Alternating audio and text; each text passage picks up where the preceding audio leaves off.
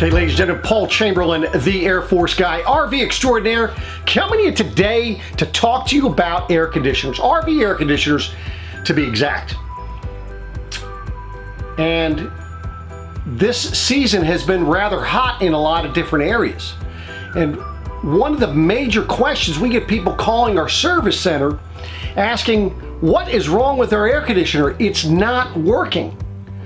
And I'm going to go through with you how to tell whether or not your air conditioner is actually working, because I believe there's some misconceptions about RV air conditioners. Now, it's about 94 degrees in here as of right now, and we're going to be turning this air conditioner on and going through this with you to show you what you can expect. So if you have any questions on this, by all means, just shoot it down below. I'll have my contact information at the end of the video as well as the below the video. So, but let's get on to how your air conditioner is supposed to be working. Okay, so we're looking at this, and I don't know if you could see that okay, but it is saying, well, man, I laid it up for you, maybe then you'll be able to see it. See, it's saying it's 95 degrees in here. So now what I would recommend you do, you come in here, you want to start the air conditioner. The nice thing would be to do is open up the vent. If you have it in the bathroom, leave your door open, making it a little bit easier, letting some airflow while your air conditioner is getting started. Next, now if you have this type of thermostat, this will help you understand how this thing works. But the first time you touch it, it'll light up. Next time you touch it, it's going to be going to fan low, fan high, and then cool high. I would recommend that you operate your air conditioning system in the high mode or low mode, but not in automatic, because in the automatic mode, when the compressor shuts off, then your airflow will cut off as well. Now, if you have these quick cool features on your air conditioner, go ahead and open them up. Lets the airflow go a little bit better. Now also, if you have these fans, even the Fantastic fans, go ahead and turn them on and let it pull some of the hot air out, which I've turned that one on and I've turned this one on, and that'll get out some of the heat.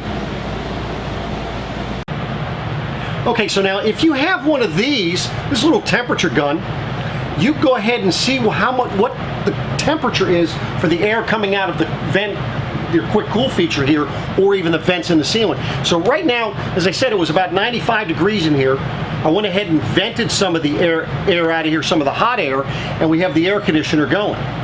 Now in that short period of time, the air in here has dropped 2 degrees. Now let's take a look and see how cold the air is coming out of this. So you do is you go ahead and shoot the red light right on it.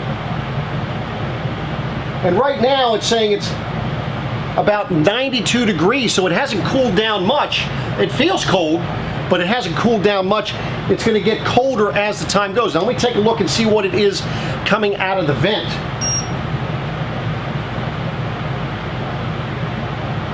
Now there out of the vent, it's fluctuating from anywhere from 85 up to 91 degrees. You got to understand that it has to cool down the compressor area first, because that's where the air is going to be coming off of. And it has to cool down your ducts, which are going to be the ducts going through your camper, if you have ducts. So it takes a little bit for it to cool down. So let's go ahead and give it about 5 minutes and see where we are. So now people always ask, well, what can you expect in your RV? And here's the way your air conditioner actually works. Your air conditioner is pulling the air from your coach into the air conditioner. It's going to go across the coils, which eventually get very cold, and it'll be blowing cold air in here. The expectation in an RV is that, well, let me back up. The expectation people have, there's some people that feel that they should be able to cool their RV down like it's their house, and you've got to understand that's not reasonable. In actuality, your air conditioner is going to be blowing the air coming out of your vents and so forth is going to be 20 degrees cooler than what the air is going in. So as time goes on, you should be able to get the temperature down. So right now, it was 95 degrees in here when we started it up. So here pretty soon we should be able to get about 75 degrees from a temperature, cold air coming out of the air conditioner or out of the ducts. Eventually, as it gets colder in here, then that air is going to get colder. Typically, you're getting to your campsite, if you're getting there in the afternoon, let's say around 3 o'clock, it's going to be pretty darn hot in your camper. The other thing you've got to understand is you only have 2-inch thick walls. Some might only have 1.5 inches. You know, you have your ceilings, your floors, but then the bigger thing is your windows. You know, if I go ahead and check the temperature of the wall on the cool side is 93 degrees. The wall on the let me see what it is on this side. It's 100 degrees over here where the sun is beating on it. Now, if I go ahead and check the temperature of the window glass is 114 degrees. So another reason why when you get in your camper, if you close your shades, that is going to keep some of the heat out as well. Okay, so now the air conditioner's run for a little while. Now things have cooled down a little bit. So now when I go ahead and test the vent there, it's blowing out at about 73 degrees right now. It'll fluctuate between 73 to 75. And it was 95 degrees when we came in here. So you see it's blowing at about 20 degrees less.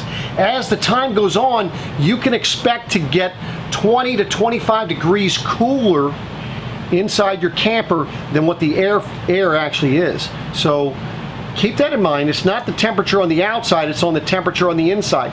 And a way to help maximize your air conditioner, my recommendation would be for you to leave the fan in the on position as to allow the fan to continue to run.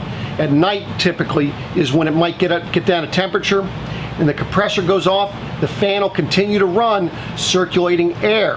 Otherwise, if you do go ahead and have your fan in the auto mode, meaning it'll come on and go off with the compressor, you will notice it getting a little stuffy in your RV, because when compressor goes off, it will be off for anywhere from 5 to 7 minutes.